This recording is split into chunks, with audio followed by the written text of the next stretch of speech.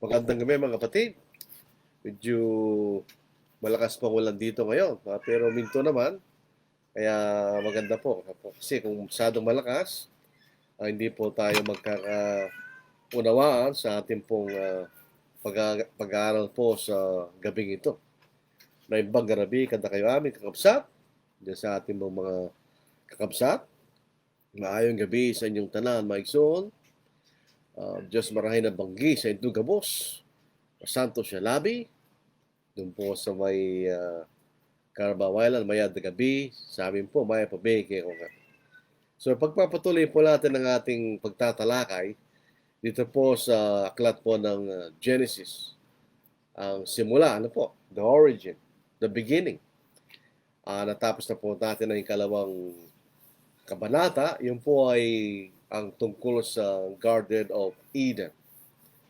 At yung pong pagpapakilala sa kauna-unahang pagkakataon ng punong kahoy ng buhay at yung punong kahoy ng pagkaalam na mabuti at masama. So ito po yung context ng Genesis chapter 3. Kailangan po ay liwanagin natin para hindi tayo magkaroon tayo ng malino na pagkaunawa sa kabanatang ito. Ang context po nito ay may kaugnayan doon sa pinagbabawal na punong kahoy. Dito po sa Genesis chapter 2 verse 16 to verse 17. Iniutos ng Panginoong Diyos sa lalaki na sinabi, malaya kang makakakain mula sa lahat ng punong kahoy sa alamana.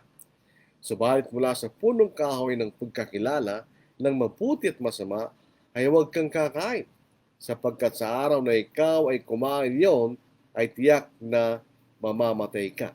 So ito po ang pinagbabawal na punong kahoy. Ng punong kahoy ng pagkaalam ng mabuti at masama, the tree of the knowledge of good and evil.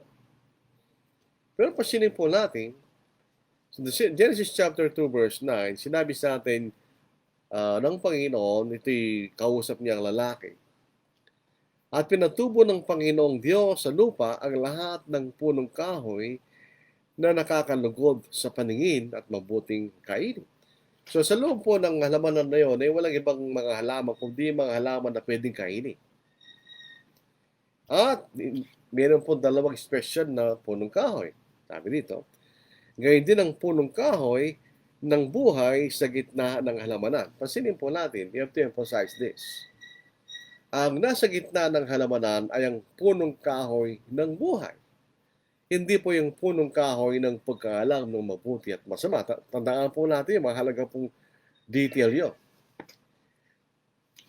At ang punong kahoy ng pagkaalam ng mabuti at masama.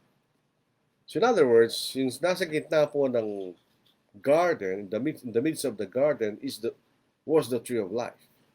Ang tubo at halaman po ng buhay nasa gitna ng halamanan. Kailangan maliwanag po sa atin yung detalye niya dahil later on, makikita natin na mayroong discrepancy doon sa pagkaunawa ng babae tungkol sa kautusan ng Diyos. So, number 1, the tree of life is in the midst of the garden. At hindi po pinagbabawal ng Diyos na kainin yun. So, by necessary inference, pinayagan ng Diyos na kainin ng tao ang halaman ng buhay. On the other hand, may isang punong kahoy na pinagbabawal kainin. The tree of the knowledge of good and evil. Pinagbabawal ng Diyos na kainin nyo. Huwag niyo akong tatanungin, bakit nilagay pa ng Diyos doon yun? Ang sagot ko siya, wala akong kinalaman doon. So, ang Diyos po nakakaalam kung bakit nilagay niya yun, di ako. Hindi tayo. Wala ka mag-invento lang tayo ng dahilan na hindi nakasulat sa Biblia. Basta tatlong uri ng punong kahoy nasa halaman na. Yung mga punong kahoy na nakalugod sa paningin at mabuting kainin, the tree of life, and the tree of the knowledge of good and evil. Yun lang ang tatlong uri ng punong kahoy na nilagay doon. Ngayon, pumunta na po tayo sa Genesis chapter 3. Ang ahas, tandaan po natin, tinawag lang po itong serpent. Ano po? Pero pasinin natin, doon po sa Genesis chapter 1, meron ng ahas na nilalak. At sila'y umuusap. Yung po tinatawag lang creeping things. So, yung kumuusad ay, nilalang na ng Diyos. So, may ahas na yun. Umuusad ang ahas. So, itong ahas na ito, actually, hindi siya ahas. Magbibigla kayo, pero hindi siya ahas. Ito ay isang malaking hayop. Katulad ng mga kalabaw, baka, isang malaking hayop. Dahil ibang katawagan sa kanya. Ito pong Tagalog ay hindi magandang salin. Ang ahas nga higit na tuso kaysa alinman sa mga mailat na hayop, sa parang wala pong justice na isalin nilang mailap na hayop. Sa parang nanilikha ng Panginoong Diyos. Sinabi niya sa babae, sinabi ba ng Diyos, huwag niyong kakainin ang mula sa linmang punong kahoy sa halamanan?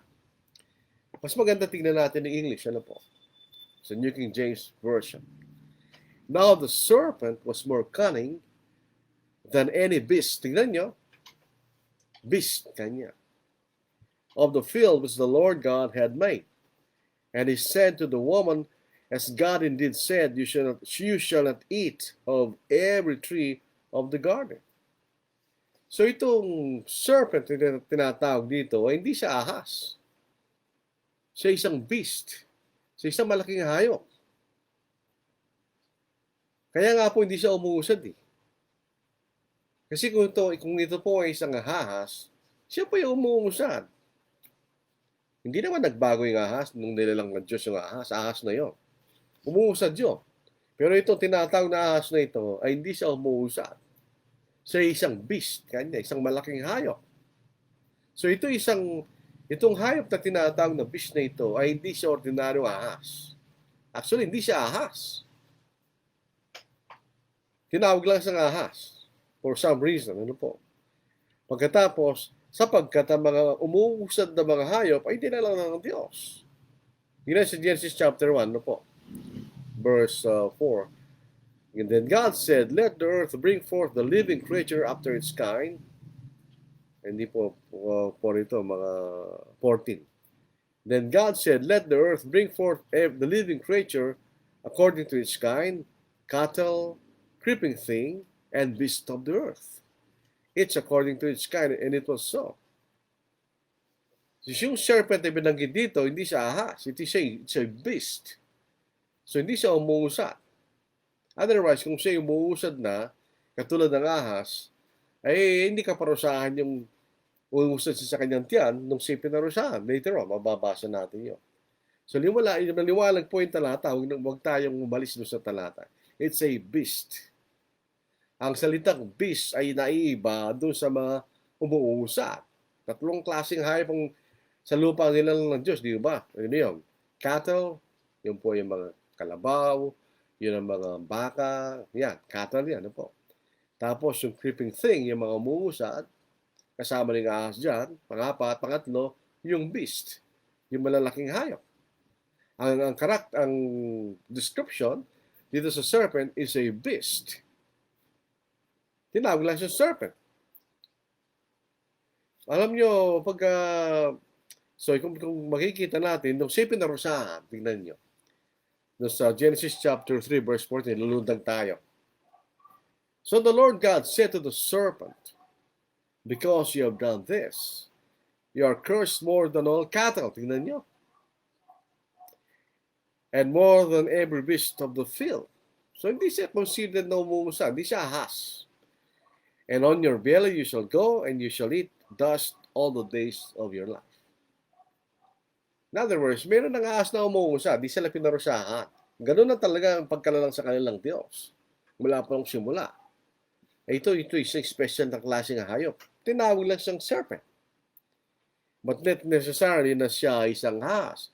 Ito may allusion, meron pa para bagang paglalarawan doon sa dragon na tinawag din matandang ahas kanya. The serpent was identified as a beast or cattle, a large animal. Yun ang description na binigay.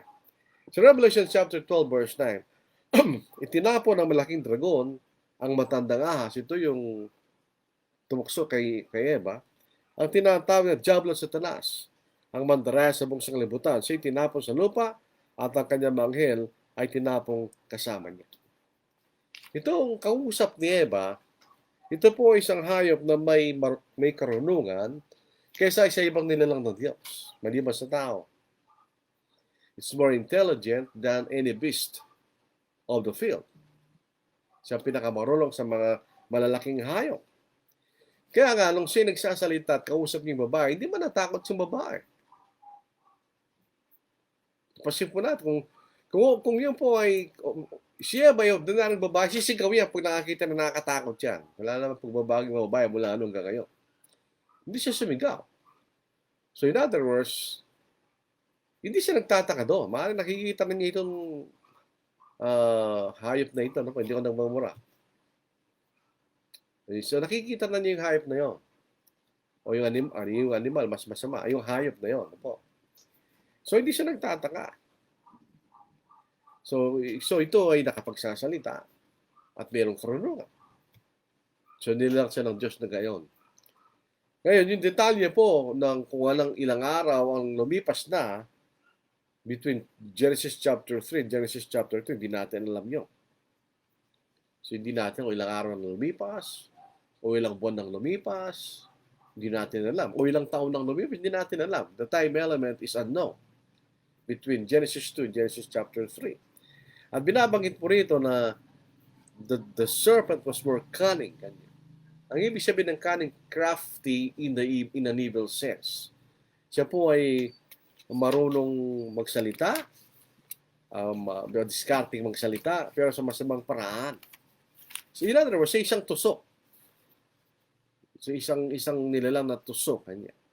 Ngayon, tanong po niya ay kasinungalingan. Baligtad sa kautos na ng Diyos. Tingnan nyo. Sa verse 2. At sinabi ng yung tanong balik tayo sa verse 1 po. Ang tanong niya sa verse 1 ni ditong serpent kanya. Sinabi niya sa babae, sinabi ba ng Diyos, huwag din yung kakainin ng mula sa anumang punong kayo sa alamanan? Yung tanong na yon ay hindi sinabi ng Diyos. Baligtad ang sinabi ng Diyos. Sa lahat ng punong kahoy sa halaman ay makalaya kayo makakain kanya. Isa lang hindi pwedeng kainin, ipinagbabawal yung punong kahoy ng pagkaalam ng mabuti at masama. Pero otherwise, lahat ng punong kahoy doon ay pwede lang kainin. Pero ito, binaligtad niya yung tanong. Sinabi ba ng Diyos kanya, huwag ninyong kakainin ang mula sa 5 punong kahoy sa halamanan? Walang sinabi gano'n ng Diyos. So, ito po ay isang stanis-tanas para madaya niya ang sino man. Ano po? And sabi ng babae, pansinin po natin. Let's be critical. Ano po? At sinabi ng babae sa ahas, makakain namin ng bunga ng mga punong kahoy sa halamanan. Ito ang mali sa kaisipan ng babae. Subalit sinabi ng Diyos, huwag niyong kakainin ng bunga ng punong kahoy na nasa gitna ng halamanan. Huwag din ninyo itong ihipuin kung di kayo mamamatay. Ano mali doon sa pangungusap na yun? Number 1, walang sinabi ang Diyos, huwag mong ihipuin. Ang sabi na niya, huwag kang kakain. Yun ang huwag mong kakainin. Hindi sinabi, huwag mong ihipuin. Wala naman siya sinabing gano'n. At ang mali pa rito, ay hindi sinabi ng Diyos na huwag silang kakain doon sa punong kahoy na nasa gitna ng halamanan. Kaya nga po inuna natin sa ating panimula. Yung punong kahoy sa gitna ay ang the tree of life, hindi pinagbabawal ng Diyos. So makikita nyo, nakita ni Satanas na nandoon doon sa serpent na nagkamaling babae. And he took advantage ng maling yun. So hindi nag-ingat si babae. Kaya nga siyang pinuntahan ng serpent kaysa doon sa lalaki. In the first place, yung lalaki ang nakakaalam ng actual na kautusan. Dahil siyang kausap ng Diyos, hindi yung babae.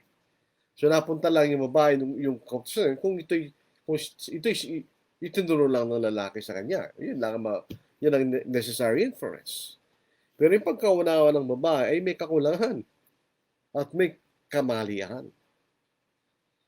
Dahil hindi pinagbabawal, unang-una ay nasa gitna ng halamanan. Hindi pinagbabawal yun. Ang pinagbabawal, yung punong kahoy ng pag-alam ng buti. Ngayon, kakainin mo yung tinapa, yung punong kahoy sa gitna ng halaman, hindi ka talaga mamamatay. So, tama yung sagot ni Satanas. At ito'y base doon sa maling pagkaalam ng babae o maling pagkaunawa ng babae doon sa kautusan ng Diyos. Alam niyo, ito isang lesson sa atin. Ganon din ang mangyayari sa atin kapag hindi natin accurately nalalaman ang kalooban ng Diyos. Satan will take advantage of that. Lahat ng issue ganoon. Meron konting inaccuracy sa pagkaunawa ng mga kapatid. And Satan will take advantage of that. Ganun din ginawa niya rito. Tama yung sagot niya eh. Sabi niya sa verse 4 and 5, sabi rito, subalit sinabi ng ahas, tiyak na hindi kayo mamamatay. Tama yung sagot na yun. Dahil pag kinain mo yung halaman sa buhay, hindi ka talaga mamamatay. So, si Satanas, pinaglalaroan niya yung babae. Dahil dun sa kanyang maling sagot. Napansin ba niyo sa pagbabasa ng talatang ito? Marami akong napakinggan ng mga nagtuturo. Hindi ko sinasabi ako ang pinakamarunong. Ito yung nakita ko rin sa isang maikling aklat na binigay sa akin nung ako'y bago pa lang ng mga ngaral. Sabi niya, hindi ito pinapansin, pero ito very important na yung babae, mali ang kanyang pagkaunawa doon sa kautusan ng Diyos. Hindi ba din naintindihan? Yes, yung lalaki maaaring naintindihan niya. Pero maaaring baka hindi naging malinaw yung pagpapaliwanag ng lalaki sa kanyang asawa. O sabi ni pagkatapos, pinaghalo ni Satanas yung mga details. Tama yung number 1. Tree of life, hindi ka mamamatay. Pero pag kinain mo tree of life, hindi mabubuksan yung mata mo at malalaman mo mabuti at masama. Ito, sinabi ni Satanas sa verse 5. Sapagkat nalalaman ng Diyos na kapag kayo kumain noon, ay mabubuksan ang inyong mga mata at kayo maging kagaya ng Diyos na nakakakilala ng mabuti at masama. Bakit sinabi ito ni Satanas? Pag ganito, nakakainin mo yung ang nasa isip ng babae ay yung the tree of the knowledge of good and evil. Yun ang nasa isip niya, obviously, pero mali ang kanyang pagsabi na ito'y nasa gitna ng halamanan. Sapagkat ang maliwanag sinasabi, nasa gitna ng halamanan is the tree of life. Ngayon, pansinin niyo ang effect ng dalawang pangusap ng Satanas. Nakakainganyo, hindi ako mamamatay.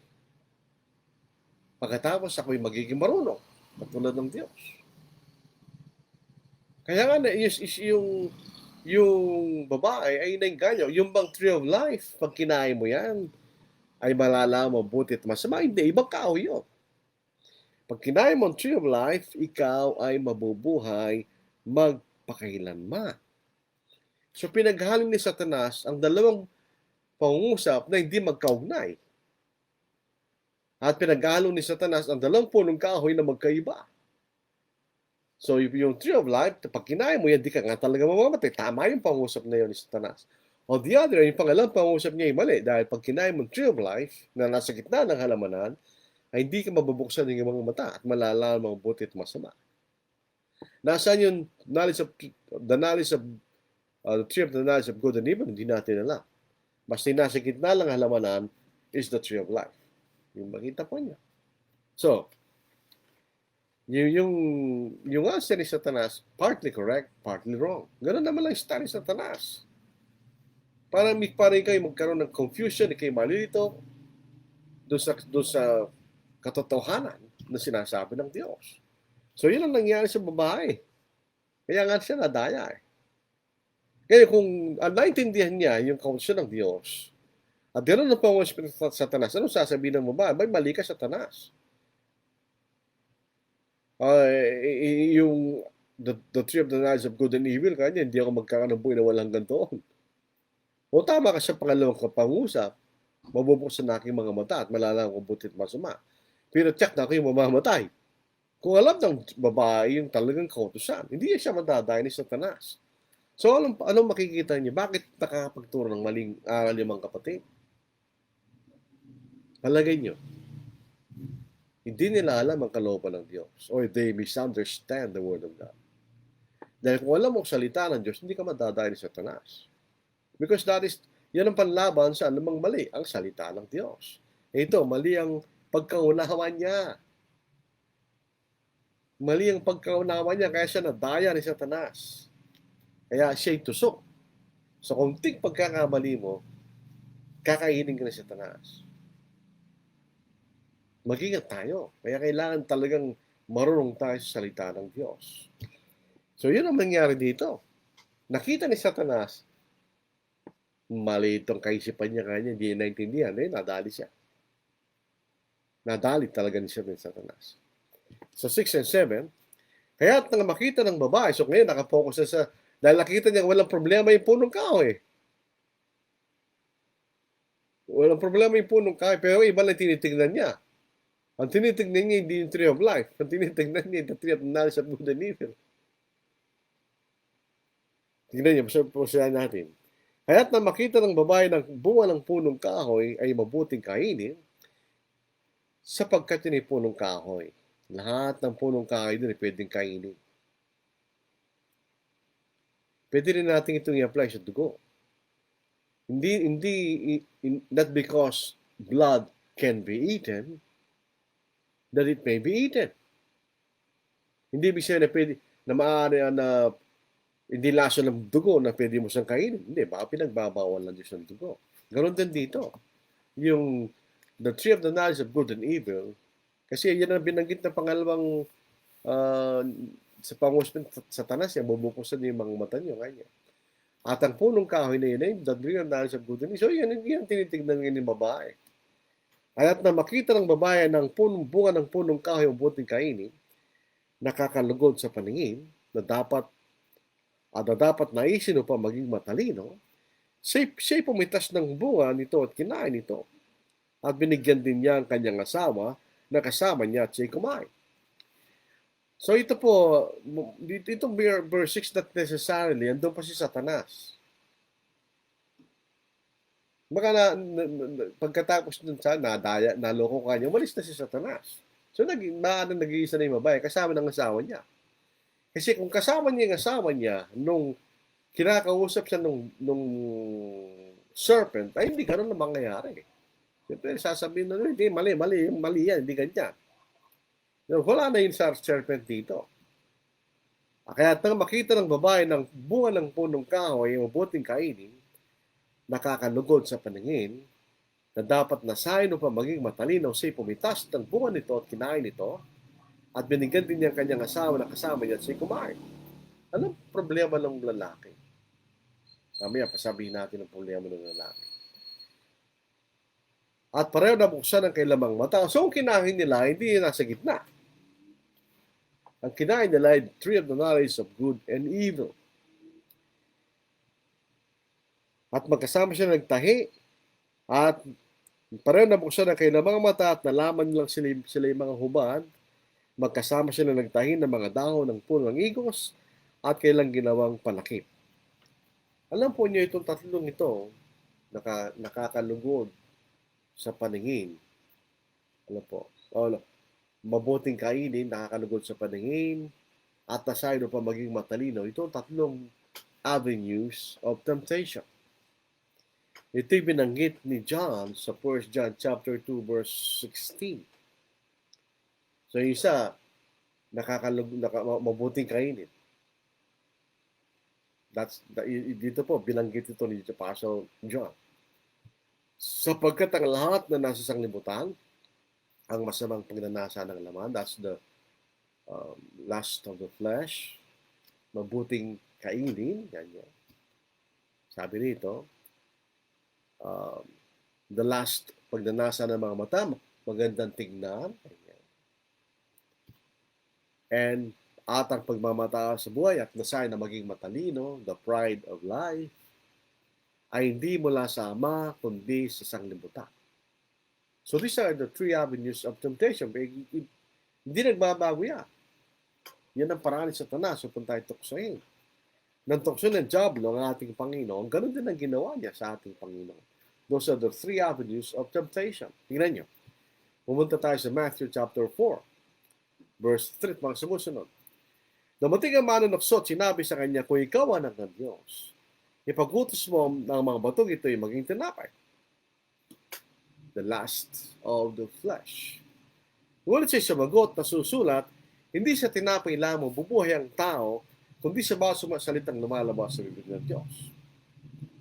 Pagkatapos ay dinila siya ng Diablo sa banal na lungsod at inilagay siya sa taluktok ng templo at sinabi sa kanya, kung ikaw ang anak ng Diyos, magpatihulog ka sapagkat nasusulat, siya mag-uutos sa kanya mga anghel tungkol sa iyo at aalalayan ka ng kailang mga kamay, baka masaktan ang iyong paa ng isang bato.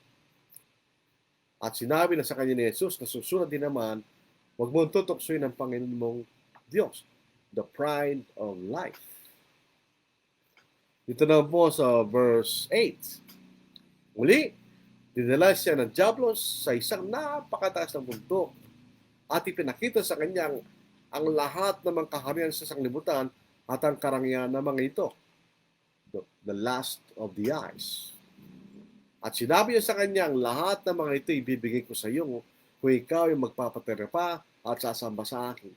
Sabagot sa kanya si Jesus, lumayas ka, Satanas, sapagkat nasusulat, sambahin mo ang Panginoong Diyos at siya lamang iyong paglilingkuran. Pagkatapos ito, iniwan siya ng Diablo at dumating ang mga anghel at pinaglingkuran siya. We hope ganun pa rin. The lust of the flesh, the lust of the eyes, and the pride of life. Those are the three avenues of temptation. Yan ang ginamit ni Satanas doon sa babae. At siya'y pumitas at kumain. Makikita natin, hindi yung lalaki ang nadaya, kundi yung babae. The woman was deceived, not the husband. Yung asang babae ang nadaya, hindi ang lalaki. Ito'y sinabi ni Apostle Paul. It's accurate. 1 Timothy chapter 2 verse 14. At si Adam ay hindi nadaya, kundi ang babae ng madaya ay nahulog sa pagkakasala. Nagkasala ba yung lalaki? Yes. Nagkasala ba yung babae? Yes. Para silang kumain ng bunga ng punong kahoy, so they sin. Pero magkaiba yung kasalanan nila. Yung babae, ang nadaya, yung lalaki, hindi na problema ng lalaki. Problema rin ng mga ibang mga kapatid ngayon. He compromised. Marahil natatakot siya na baka iiwanan siya ng babae kung hindi siya kakain katulad ng babae. So he compromised. Instead na pagalitan yung babae, ba't mo ginawa? Kasalanan niya. Eh, kasama niya, di ba kasama niya? Patingin niya, kasama niya eh. Nung tumitingin-tingin na yung babae sa halamanan na yon, kasama niya, asawa niya, kasama niya. Eh, nung pumitas pa lang siya, dahil binagbawalan niya, huwag mong pitasin yan, bawal yan.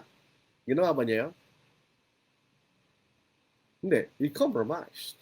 Kaya tandaan niyo mga kapatid, compromise is sin. Kung ikay sumama sa isang alam mong mali, at hindi mo ito nilabanan, that's compromise. Kasalanan po yun. Ito kasalanan ng lalaki. He compromised. Kaya dapat sana hindi siya kumain. Pinagbawalan niya, kukunin pa lang, huwag mong kainin yan, bawal yan. Hindi mo ba alam, bawal yan? Ginawa ba ng lalaki yun? Hindi. Sumama siya doon sa mali. That's compromise, mga kapatid. Pure and simple. Ngayon, ito problema ngayon. Yung lalaki, hindi niya in-exercise ang kanyang leadership. Dapat siyang nangunguna doon, di babae. Dito na rin makikita natin, yung babae rito, gusto niya manguna sa kanyang asawa. Ano ba dapat niyang ginawa nung tinutok siya ng serpent? Tinawag niya si Adam. Adam, pumunta ka rito, Adam. Anong sinasabi nitong serpent na ito? Hindi niya ginawa. She decided for herself at sa kanyang asawa. Yan ang problema doon. So mula pa nung una, ang tukso ng babae ay gusto nang siyang manguna kaysa siyang sumunod. Pag nanguna yung babae, ano mangyayari? When the woman is the one leading the family, magugulo yung pamilya. Hindi siya doon sa role na yun. Ang role na yun ay sa lalaki. Dapat tinawag niya yung asawa niya at kanilang i-confrontahin yung serpent. Hindi niya ginawa yun eh. Pinabayaan lang siyang dayahin ng serpent. Ngayon, anong epekto nito? Nung kainin nila yung pinagbabawan ng halaman, katulad ng pangalan ng halaman. Nabuksan ang kanilang mga mata, at nalaman nila mabuti at masama. Ano ba ang kailang status bago siya nagkasala? Bago siya nagkasala, they were innocent. Wala silang alam sa manumang bagay na masama. But they were responsible. Meron na sila sapat na kaisipan. Sila ay katulad nating may edad na at alam na nila kung alam nila ang responsibilidad nila. Pero iba sa atin, they were innocent. Hindi nila alam ang manumang bagay na masama. Ang alam lamang nila ay sinasabi ng Diyos. So ang ginawa ni Satanas is suggested na isang bagay na hindi man iniisip ni Adam o ni Eva. Nagbigay siya ng suggestion at nadali ang kailang mga kaisipan. At sila yung natalo kanya. Ngayon, ano ang number one na naging effect?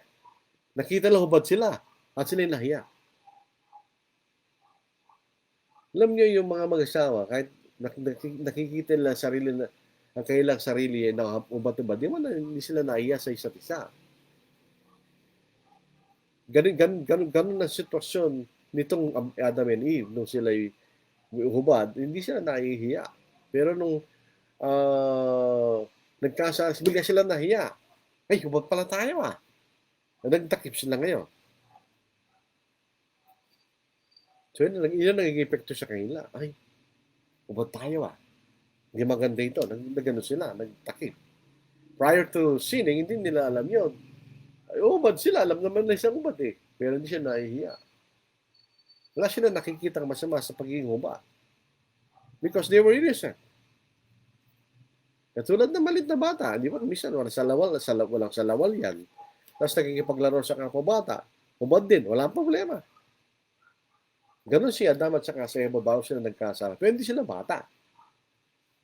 So sila yung mixture ng mga, sila yung nilalang na walang katulad sa atin. They were innocent like children, but they were responsible as adults. Wala silang katulad sa atin. They were unique kesa sa atin. Tuloy po natin sa 8-11. Narinig nilang tinig ng Panginoong Diyos na lumalakad sa halamanan sa malamig na bahagi na maghapon. Nagtagong lalaki at ang kanyang asawa sa Panginoong Diyos sa mga punong kahoy sa halamanan. Tinawag ng Panginoong Diyos ang lalaki at sa kanya sinabi, "Saan ka naroroon?" Sinabi niya, "Narinig ko yung tinig at sa halamanan at ako'y natakot sapagkat ako'y hubad at ako'y nagtago." At sinabi niya, "Sino nagsabi na ikay hubad?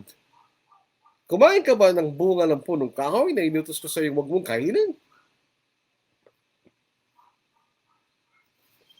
So yun itong senaryo ngayon. Pasinin natin kanya, ang Panginoon Diyos na lumalakad sa halamanan sa malamig na bahagi na maghapon. Yun ang purpose ng Diyos. Bakit inilagay niya ang tao sa halamanan? Para makasama niya ang tao sa halamanan na yun. Wala sa langit, nasa halamanan ng Panginoon. Kaya lang, nagtataka, bakit sila nagtago? Natakot sila dahil alam nila nagkasala sila eh. Alam po ba niyo, unang effect kapag nagkasala ka ay fear. Fear. Ganun lang, makita na, natakot sila. Nagtago sila sa Panginoon kasi alam din, nagkasala sila eh. So nagtago sila ngayon. Eh, itong, saan ka naroon? Marami nagkuha ng sermon dito na iba nung nagsasabi nila eh. Saan ka naroon na dami? Ikaw ba'y nasa akin o nasa sa taray? Walang ganung ibig sabihin ng Diyos doon. Ba't natin binibigyan ng ibang kahulugan? Ang ibig lang sabihin ng Diyos, yung tanong na yun. Saan ka naroon na dami? Ba't hindi kita nakikita? Huwag natin bigyan ng ibang kahulugan na hindi kahulugan ng talata. O magbigay tayo ng aplikasyon na hindi ibig sabihin ng talata. Na yun ay maling paggamit ng mga talata. Sinabi niya, anong sagot ni Adam? Ako'y sa panig mo, Diyos kanya. Na hindi naman yan ang tanong ng Panginoon. Hindi tinatanong ng Panginoon kung nasaan panig si Adam. In the first place, hindi pa alam ng Diyos na nagkasala sila eh. Ba't niya tatanungin yung sa ganung kaisipan? Ang tanong nga, saan ka naroon? Ang ibig lang sabihin, nasaan ka, Adam? Di kita nakikita. Yan lang. Huwag natin bigyan ng ibang kulay ang walang kulay. Sabi rito, dahil nagtago sila, natakot sila. Yun ang unang effect ng kasalanan. Tapos, narinig ko yung tinig, ako'y natakot. At ako'y hubad. kaya ako nagtago. Nung sabihin pa lang ni Adam yun, alam na ng Diyos na nagkasala sila. Dahil alam ng Diyos, kaya bagamat sila hubad, ay hindi nila alam, o alam nilang hubad sila, pero walang masama sa kanilang paningin. Nung sinabi ako, hubad, alam, dati naman siyang hubad. Nagkaroon na sila ng masamang pagtingin sa kanyang pagiging hubad. Ito'y dulot ng pagkain ng punong kahoy na pinagbabawal ng Diyos. Nung sabihin ni Adam, alam ng Diyos na nagkasala sila. Their innocence was lost. Hindi na sila ngayon innocent. They are now guilty. Sila yung mga makasalanan na. Ngayon, ano ang sagot ng lalaki? Kinain mo ba kanya yung pinagbabawal ko? Sabi ng Diyos. Anong sagot ng babae? Anong sagot ng lalaki? Yung lalaki muna. Sinabi ng lalaki, ang babae binigay mo sa akin. Mga kasama ang nagbigay sa akin ng bunga ng punong kahoy at ito'y aking kinain. Itong pangungusap na ito ni Adam para yung pangungusap ng mga palay ng lumapit, ba't hindi ko tutukain? Parang gano'n na sinasabi niya. Sinabi ng Panginoong Diyos sa babae, ano itong iyong ginawa? At sinabi ng babae, dinaya ako ng ahas at ako'y kumain. Ano ang kakwala sa sinabi nila? Ano ang wala sa sinabi nila? Anong kulang sa sinabi nila? Ang kulang sa sinabi, hindi sila nagsisisi. They did not repent. But try to justify their sin by blaming others rather than blaming themselves. Instead of sabihin ng lalaki, pasensya na po kayo, Panginoon, kasi nag-compromise ako, kinain ko yung pinagbabawa kasi binigay sa akin ng babae. Instead na pagbawalan ko, nung pipitasin niya kanya, hindi ko ginawa. Hindi sinabi ba ng lalaki yun? Hindi, parang wala siyang kasalanan. Sabi niya, itong babae kasi. Eh, babae naman. Ganun din. Hindi siya nagsisisi. Nagkamali ba siya na? Oo. Sabi niya, yung ahas, dinaya ako eh. At ako'y kumain. So itong makikita natin dito, ito ay isang sitwasyon na itong dalawang unang tao, hindi sila nagsisi doon sa kailang pagkakasala. Marahil kung sila nagsisi, baka ibang mangyayari. Pero hindi sila nagsisi. So dahil hindi sila nagsisi, hindi sila pinatawad ng Diyos. Kailangan niyang gawin ang kaparusahan na nararapat dahil sa kailang kasalanan. Yung isang bagay hindi na ginawa. Hindi na sila nagkamali kami, O Diyos, patawarin niyo kami. Wala. Ngayon ahas naman, sa verse 14. Sinabi ng Panginoong Diyos sa ahas, sapagkat ginawa mo ito, ay sinumpa ka ng higit sa lahat ng hayop, na higit sa bawat mailap na hayop sa parang malingtraan ninyo. At ang iyong tiyan ang ipanggagapang mo at talabok ang iyong kakainin. Sa lahat ng mga araw ng iyong buhay, maglalagay ako sa iyo at sa iyong babae ng pagkapo sa isa't isa, at sa iyong binhi at sa kanyang binhi. Ito ang dudurog sa ng iyong ulo at ikaw ang dudurog ng kanyang sa. Kung yung lahi ng mga ng ulupong ay mga ulupong literally, hindi. Malalaman natin kung sino yung binabanggit dito.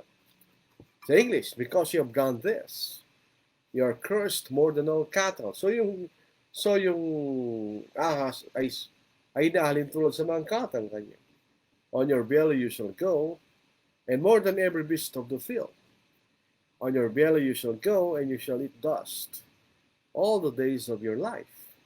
And I will put enmity between you and the woman, and between your seed and her seed.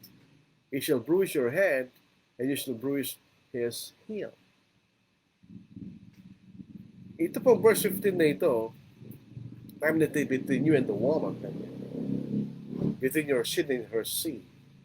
He shall bruise your head, and you shall bruise his heel. Ito po is a messianic prophecy. Ito yung hula tungkol sa kamatayan ng ating Panginoon sa krus. At sino yung mga lahi ng ulupo? Alam niyo kung sino yung sinasabing binabanggit na lahi ng ulupo? It is in Matthew chapter 3, verse 7. But when he saw many of the Pharisees and Sadducees coming to his baptism, he said to them, Brood of vipers, who warn you to flee from the wrath to come. Therefore bear fruits worthy of repentance, and do not think, say to yourself, this. Sabihin, sino ba nagpapako sa krus sa ating Panginoon? Hindi ba ito mga taong ito? Ito mga Pariseo at mga Sadduceo at mga Hudyo. So, yan ang labanan nila eh. Sino nagpapako sa krus? Yung mga Hudyo. Sino pinako nila ang ating Panginoon? Nung napako sa krus ang ating Panginoon, sino namatay? Pero tinalo niya si Satanas at ang kanyang kapangyarihan. Kung nasaktan ng Panginoon, namatay siya. Pero nabuhay siya maguli. Pero si Satanas, eternally lost his power. Tingnan niyo sa Hebrews chapter 2, verse 14. Inasmuch then as the children have partaken of flesh and blood, he himself likewise shared in the same, that through death he might destroy him with the power of death, that is the death. Ano nangiwala sa devil? Yung kapangyarihan niya. Nung namatay sa krus ng ating Panginoon. So hindi ito yung sinasabi ng iba na yung tao at ang ahas ay merong natural na alitan sa isa't isa. Natural lamang ahas po, isang wild animal. Pagka nasaktan mo, kakagating ka talaga noon. Pero hindi nang ibig sabihin ng talatang yun. Ito ay isang messianic prophecy. Kaya, punta tayo sa babae. Ano kaparusahan sa babae? Sinabi niya sa babae, pararamihin ko ang paghihirap mo sa iyong paglilihi. So, mahirap na yung paglilihi from the very beginning. Mahirap na rin ang panganganak from the very beginning. By the nature of it, mahirap, masakit yun eh. Pero palaramihin niya kanya.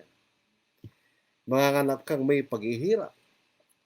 Ngunit ang iyong pagnanais ay para sa iyong asawa, siya at siyang mamumuno sa iyo. To the woman he said, I will greatly multiply your sorrow and your conception. In pain you shall bring forth children. Your desire shall be for your husband, and he shall rule over you. Hindi po sinasabi nito, your desire shall be for your husband. Hindi ito sexual desire. Pero silang sexual desire. Otherwise, paano sila magkakaanak? So bago pa sila nagkasala, na sinabi ng Panginoon sa kanila, magpakarami kayo, go and multiply, meron silang sexual desire.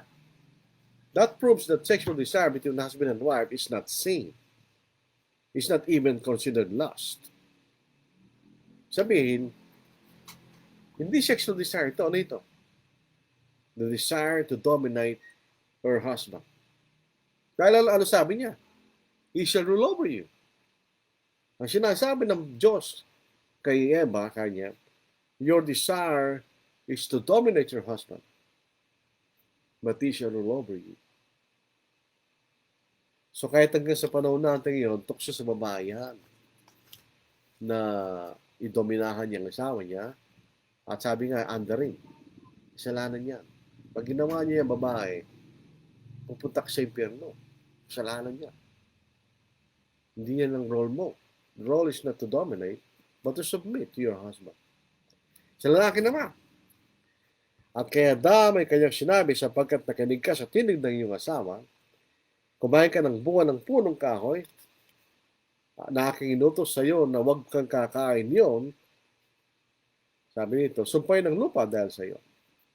Kakain kang mula sa kanya sa pamamagitan ng iyong mabigat na paggawa sa lahat ng mga araw ng iyong buhay. Mga tinik at dawag ang sisibol doon para sa iyo. At kakain ka ng tanim sa parang. Sa pawis ng iyong mukha ay kakain ka ng tinapay. Hanggang ikay bumalik sa lupa, sapagkat diyan ka kinuha, ikaw ay labok, at sa labok ka babalik. Ngayon, dati, they live to work. Sila yung mabubuhay para magtrabaho. They don't need, hindi na kailangan hanapin ang buhay nila dahil lahat ng pagkain doon, nandoon na para kainin nila. Pero ngayon, wala na yun. Ang pinakikita ni Adam at ni Eva, nung kainin nila yung pinagbabawal na pagkain, anong pinakikita nila? Ang pinakita nila sa Diyos Hindi ayaw na namin magpailalim sa iyo. Gusto namin maging marunong. Ang problema. Tsaka yun ang pagkakaroon ng kaalaman na mabuti at masama. Ngayon, they are now responsible for their own selves. Dahil hindi sila nagpailalim sa Diyos. So, bahala na sila ngayon sa buhay nila. Yan ang gagawin ng Diyos pag patuloy na nagkakasala at ayaw magpailalim sa Kanya. Pababayaan ka na ng Diyos. Yun bang gusto mo, Kanya? Sige, bahala. Parang sinasabi ng Diyos kay Adam, yun ang gusto mo. Alam mo lang pinagbabawal ko, kumain ka, yun ang gusto mo. So, bahala ka sa buhay mo. Ikaw ay magtatrabaho, ikay magpapawis, ikay mahihirapan para ikay mabuhay. Kanya. Yun po sa 2 Thessalonians, chapter 2, ano po? Ito, basahin natin. Yun po sa verse 9 and 10, 11. The coming of the lawless one is according to the working of Satan, with all power, signs, and lying wonders, and with all unrighteous deception among those who perish, because they did not receive the love of the truth, that they might be saved. Ito yung mga taong tinanggihan nila ang katotohanan. So, yung sabi ng Diyos, yan ang gusto nyo. Ayaw nyo yung katotohanan. So, manatili kayo sa kasinungalingan kayo. Tingnan nyo susunod talata. For this reason, God will send them strong delusion that they should believe the lie. Sabi niya, ayaw niya maniwala sa totoo. Gusto niya maniwala sa katotohanan kasi kasinungalingan. Bahala ngayon. Ganyan nangyari dito. Ayaw niyo kanyang sumunod sa akin at tumawag pa kayo sa akin. Bahala kayo. Ang buhay niyo ay nasa inyo. Wala na sa aking kamay kanya. Kaya nga, makikita niyo ang pangungusap, ang ano rito, napakahirap na eh. Mula sa very relaxed, without stress na pamumuhay, sa labas ng halamanan, it's a very stressful life. It's not an ideal environment. Ngayon, there is death. So, may epekto na sa iyo ang sakit. Darating ka pa na kaihina na ngayon. Hindi ka na mabubuhay magpakailanman. So, ngayon, mamamatay ka kanya. So, by necessary inference, nung sinasa loob ng halamanan, hindi kalooban ng Diyos sila yung mamamatay. Hindi kalooban ng Diyos yun. May mga kapatid na naniniwala nung sila nasa halamanan, bago sila nagkasala, sila yung mamamatay. Mali yun. I tell you, mali yun. Dahil ang kamatayan ay kaaway ng Diyos. Bakit gugustuhin ng Diyos ang kanyang nilalang ay mamatay? Kaya lang tayo namatay dahil nga sa pagkakasala ito ng ating mga magulang. Yun ang epekto. Nawala yung access natin sa tree of life. So ngayon nagkakaroon tayo ng kamatayan. This is sa 1 Corinthians chapter 15. Paano ka gustuhan ng Diyos ang kamatayan kung ito'y kaaway niya? Ines, basahin natin. Sa 1 Corinthians chapter 15, ano po? Ito, basahin natin. Dito sa verse 26 ng 1 Corinthians chapter 15. The last enemy that will be destroyed is death. Kaya pag nabuhay na maguli lahat ng mga tao, wala na mamamatay, so tinalo ng Diyos sa kamatayan. Hindi kalooban ng Diyos yun na tayo mamatay. Yun ay kalooban ni Satanas. Kaya nga tinukso niya yung babae to jeopardize God's creation.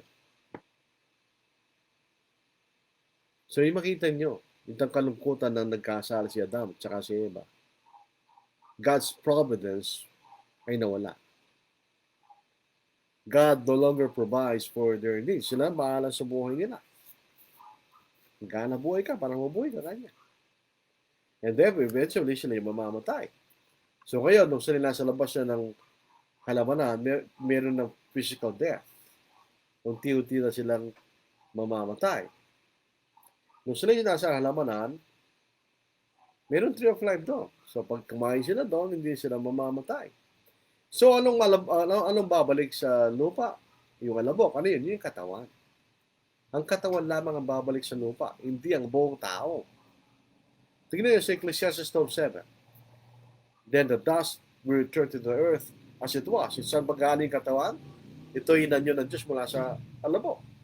And the spirit will return to God who gave it. Yung espiritu tayo.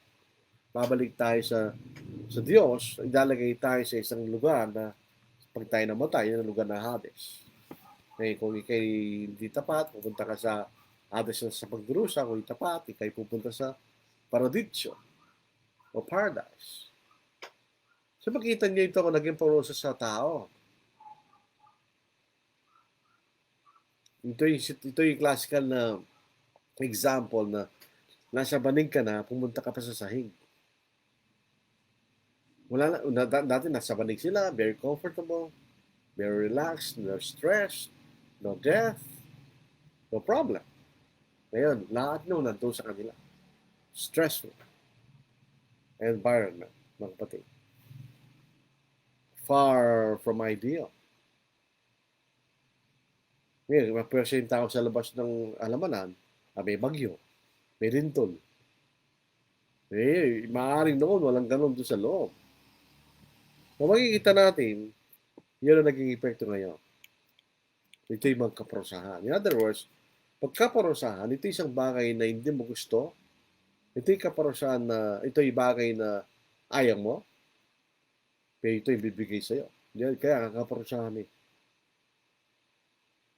So, yun ang parusa. Ngayon, pupunta tayo sa mauling talata. Tinawag ng lalaki niyang asawa na Eva sapagkat siya naging ina ng lahat ng mga nabuhay. Teka muna. Paano nalaman ni Eva na siyang nagiging ina ng lahat? So, ibig sabihin, na nagsulat dito, alam niya yun. Kaya nga po, doon sa ating introduction sa Genesis, ang nagsulat ng Genesis ay si Moses. So, alam ni Moses na si Eva naging ina ng lahat ng mga nilalaki. Ang pangalan ay Eva, Eve.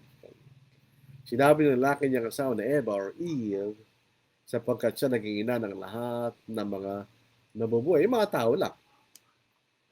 At ginawa ng Panginoong Diyos si Adan at kanyang asawa na magkasuot ang balat at sila ay dinamitan. Pero ganun pa man, ando pa rin ang pagmamahal ng Diyos sa kanyang ninala. Ginawa sila ng tunic, sa mahabang damit na magtatakip sa kailang kahubaran. Yung ginawa ng dalawa was not sufficient to cover their nakedness. So ito po isang lesson sa modesty. Ayaw ng Diyos sa may nakalitaw na bahagi ng ating katawan na di dapat makita. Kaya kailangan takpan mo yun. Ngayon, anong nangyayari sa panahon natin ngayon? Hindi na nagtatakip. Sabi ko nga, nagbibiro nga ako kung gusto niyo, ba't nyo pa pinahirapan yung mga lalaki? Tanggalin na lang yung damit nyo. Ganon din ang epekto niyan. Mas delikado pa nga yung pinutok sa mga lalaki. Tignan nyo. Pag-aralan nyo. Kailan mo maraming, ito po ay nilalabanan nito ng mga feminist. Hindi kasalanan ng babae na kung siya magsuot na maigsit. Hindi dahilan pa i-rape mo siya. Tama yun. Hindi ka dahilan para rin po babae kahit ano pa suot niya. Pero nakokontrol mo ba yung damdamin na nakikita? Hindi. Yun ang epekto sa nakakita.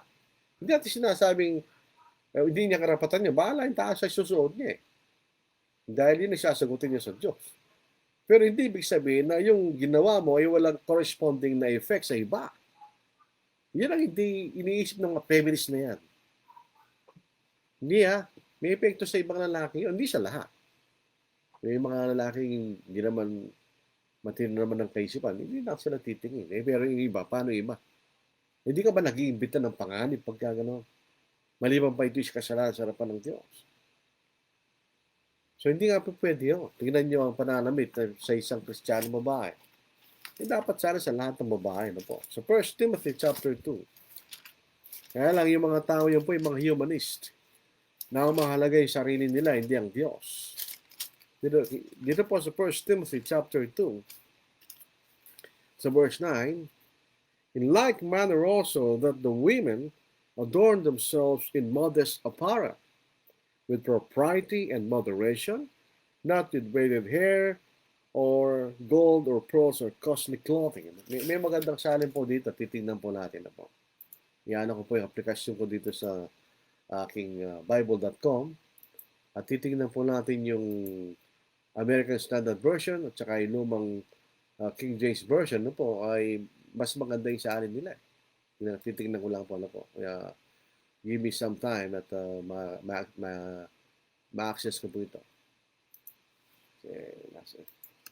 At titingin tayo ng mga example ng mga version dito po sa American Standard Version. Kung tingnan natin sa 1 Timothy chapter 2, tingnan natin. Itong dito shamefacedness, shamefastness, ganyan. Kasi nawala yun sa mga modernong salin naman. Kung isa may magandang bagay sa lumutay, ito na. In like manner that women adorn themselves in modest apparel with shamefastness and sobriety, not with braided hair and gold or pearls or costly raiment. Alam po yung ibig sabihin ng shamefastness? Ang babae po ay mayroong natural na kahihiyan. Kaya nga shamefast. Kahihiyan na nakadikit kanya. Ano yun? Dapat kasi babae. Kaya nga nagdadamit siya ng naayos dahil mayroong kahihiyan bilang babae na dapat niyang ingatan. Paano yun? Dito po sa Genesis chapter 3, nakikita na natin nagbibigay ng diin ng Diyos sa tamang pagdadamit. Modesty. Ito yung pinakahuli. 22-24. Sinabi ng Panginoong Diyos, tingnan ninyo at ang tao ay naging parang sasaad. Sino kausap niya? Mga anghel, paano nyo nalaman? Naging isa sa atin, ganyan. So, ang kausap ng Diyos ay kamukha, kauri niya eh. Hindi anghel yan, hindi kauri ng Diyos ang mga anghel. So, ang kausap ng Diyos dito ay kamukha niya. Na nasa kalagayan ng pagka-Diyos. So, dito natin nalalaman, sa ganitong maliliit na detalye, kahit sa unang bahagi ng Biblia, ang Diyos ay hindi isang persona lang. Tignan ninyo, ang tao ay naging parang isa sa atin na nakakilala ng buti at masama. Ano problema doon? Ang Diyos ay responsible. Kahit alam niyang masama, sapagkat siya mabuti, hindi siya gagawa ng masama. On the other, ang tao, hindi siya gano'n. Although ang kanyang espiritu ay kamukha ng kamangis ng espiritu ng Diyos, hindi sa Diyos. Is subject to sin. Kaya delikado ito. Sabi rito, tignan ninyong tao naging parang isa sa atin na nakilala ang buti at masama.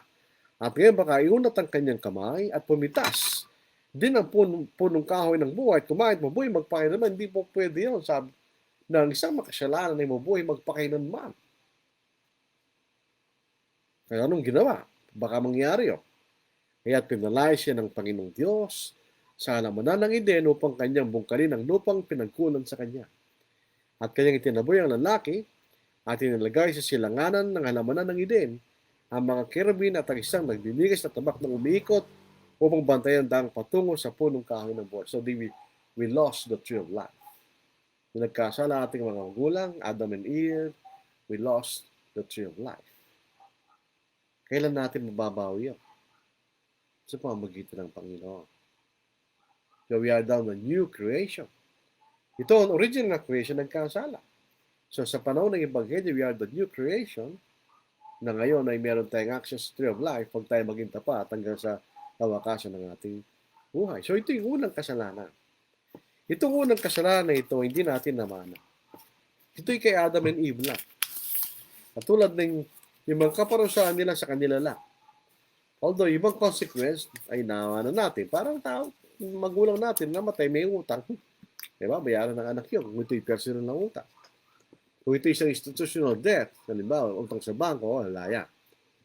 O sa isang financing loan company, wala yan. May insured yung mga yan. Pag namatay ka, wala ka ng utang. So ito po ang ating pag-aaral sa aklat po ng ikatlong kabanata ng Genesis. Mas pansinin ninyo, we have to think critically. Mga bawat detalye na nakasulat doon, may dahilan yun eh.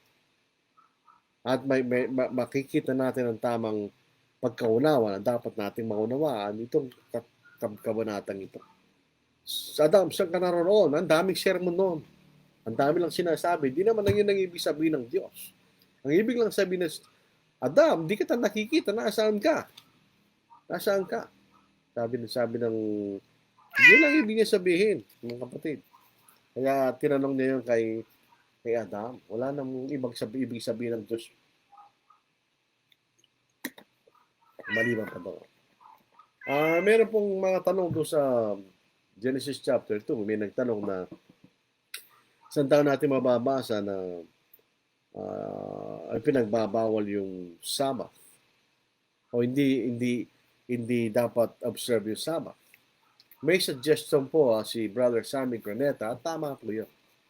Hindi pinagutos sa kailang mga magulang yung tipan na ginawa sa mga Hudyo o sa mga Israelita. So in other words, yung mga utos sa law of Moses ay hindi pinagutos sa kailang mga ninuno. Maliban lang sa ilang, ano po. Pero kasama na po dito yung Sabbath, hindi yung pinagutos. Tignan sa Deuteronomy chapter 5 verse 3, ano po? Verse 3. The Lord did not make this covenant with our fathers, but with us. Those who are here today, all of us who are alive. So the covenant between God and Israel was not made to Abraham, to Isaac, Jacob, at yung mga naunang mga tao. So kasama doon ng observance of Sabbath. So in other words, by necessary inference, hindi rin pinagutos ang Sabbath, observance of Sabbath sa kailang mga ninuno. So, yan ang tinatawag natin necessary. Bakit hindi natin matutunan yon? Saan natin mababasa yung verse? Kung wala ka mababasa ang versikulo, ay hindi na pinagbabawal yung Sabbath. Hindi. There is something called necessary inference. Paano natin malalaman yun? Meron ba tayo mababasang tinarusahan sa Sabbath, sa Genesis? Wala. Bakit wala? Dahil walang pinag-uutos na gano'n. At sa Deuteronomy 5.3, kung yung tipan ng ginawa sa mga magulang ay hindi ginawa sa kailang mga ninuno. So yung mga utos doon ay hindi utos ng mga ninuno. Very simple. So salamat tayo kay Brother Sammy Graneta. Hindi ko alam kung nanonood siya ngayon. Hindi ko nakikita yung pangalan niya. Pero, nangauna pala siya. Number 1. So, yun ang makikita natin. Wala pa ba kayong tanong sa ating ikatlong kabanata ng Genesis? Kuminsan, nakakaligtaan po yung mga tanong niya kasi, siyempre, kuminsan, hindi kayo nakinig sa live, nakinig kayo doon sa delayed telecast. Kuminsan, hindi ko na monitor. Kuminsan, minomonitor ko, nakita ko nga po yung mga tanong pagkatapos ng live na pag-aaral po natin. So, ito ating pag-aaral po sa gabing ito. Bukas po ay ating ipagpapatuloy ang ating pag-aaral po sa ika-4 na kabanata. At doon po ay meron tayong makikita salita na hindi ganoon ang kahulugan, na literal na kahulugan ng salita. Ano po? Yun po, bukas. Ating pag-aaralan ng ika-4 na kapitulo o kabanata. At siyang matutunghayan po natin ang unang pagpatay sa Biblia. At so, ito ang unang pagpatay sa kasaysayan ng tao na po. So, yun po ang ating pag-aaralan bukas ng gabi. Sululobin po ng Panginoon. So, tayo po ay magtapos sa isang panalangin. Manan, tayo po ay nagpapasalamat sa gabing ito. At kami po ay nagpapasalamat sa araw na nagdaan na kami yung binigyan ng aming pangangailangan sa araw. At hindi mo kami pinabayaan o Diyos. Ang hinihingin namin na sana ibigyan pa kami ng karagdagan ng buhay sa amin ng bukas. Ngunit tayo po sa inyong kalooban, hindi po ay sa aming kalooban. At pasalamat po kami sa magandang pagkakataon na inyo binigay sa amin na kayo tawagin namin kami yung mga anak sa pamagitan ng aming Panginoon na namatay sa krus at tumubos sa mga pagkakasala.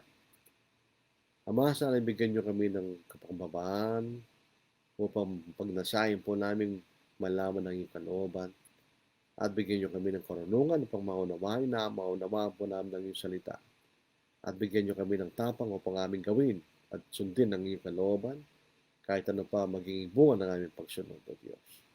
Patawarin niyo kami sa iyong mga pagkakasala. Kagustuhan po namin na kami sumunod sa inyong kalooban, subalit kami katulad ni Haring David ay nakapaligid sa kasalanan. Minsan kami nauuhulugan, natatalo ng tawag ng kasalanan. Dinadalayan po namin mga kapatid na may sakit, na sana inyo silang pagalingin. Marami po mga kapatid ngayon ang nasa baling ng karamdaman, ay nasa pa niyo po ang kapagmamahal at pangyarihan ng Diyos na sila inyong pagalingin. Sana po kami inyong patnubayan at ang mga bayan na ito ay may iningi. Nakilang pangalan sa Kristo, Panginoon sa Kristo. Amen. Wala po akong nakikitang tanong. So maraming salamat. Ito lang po, banggitin lang po natin mga kapatid na nag-comment. Samuel. Sa Tagalog, Samuel. Graneta, good evening, brethren. Edna Delfino Villamayor, good evening, listening po. Aljon Ocampo, good evening po. Arnold Dosino, gandang gabi po sa lahat ng nakikinig. Leonito Torreliza, na ibang garabi, kada kayo amin, kakapsat. Marcel Sanchez at Ibagos, good evening po sa lahat. Roel Alcalas, gandang gabi sa ating lahat, mga kapsat. Robelio Laino Talaogon, good evening, brad. Kennedy Piligambol, na ibang garabi, kakapsat. Jojo Campo, good evening po sa lahat. Medic Kanono, Maya Pabay po kaya tamang ibig sabihin yan, magandang gabi sa ating lahat. Zenia Luciano, good evening po, Brother Lordy, sa lahat nakikinig po. John Rex Darasin, good evening po. Sherwin Balba Boko, good evening po, Brad.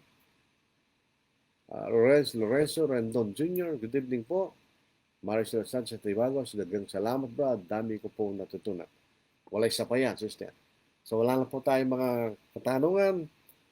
Maraming salamat. Mag-ingat po tayo sa ating mga sarili. Stay safe na hindi pa po tayo nakasiguro sa kaaway nating hindi nakikita, COVID-19. Stay safe.